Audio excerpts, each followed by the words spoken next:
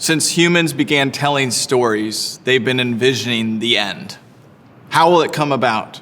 Who will survive? And what will happen afterward? What people think about the end reveals what they believe about ultimate reality. Paul argues in his 2 letters to Thessalonica that the future return of Christ governs how we are to live now. Another way to put this is eschatology, what will happen, determines ethics, how we act now.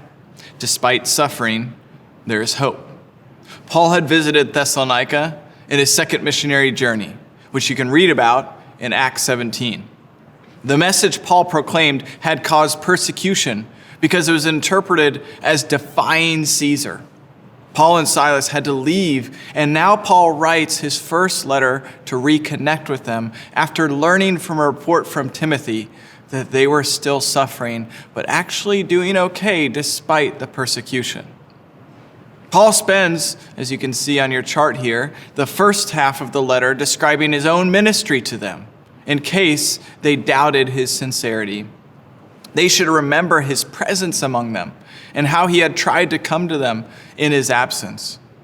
In the second half of the letter, Paul gives them instructions concerning their own holiness, Christ's sure return, and how to act in the community.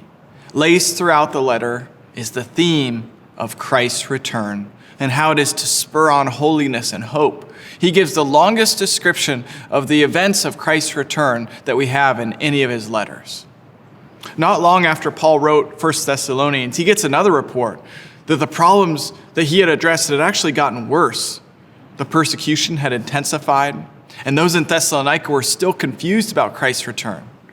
Paul sends off another letter, 2 Thessalonians, telling them to stand firm.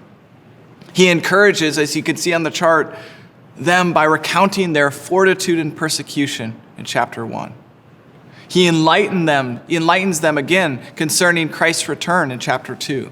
And he exhorts those who are being idle to continue in good works in chapter 3. The 2 letters to the Thessalonians affirm Christ will return.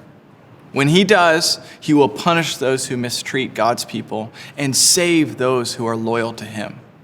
Christians must continue in the faith so that they will be saved in the last day.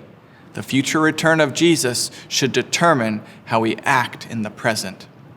Join me as we study the Thessalonian letters.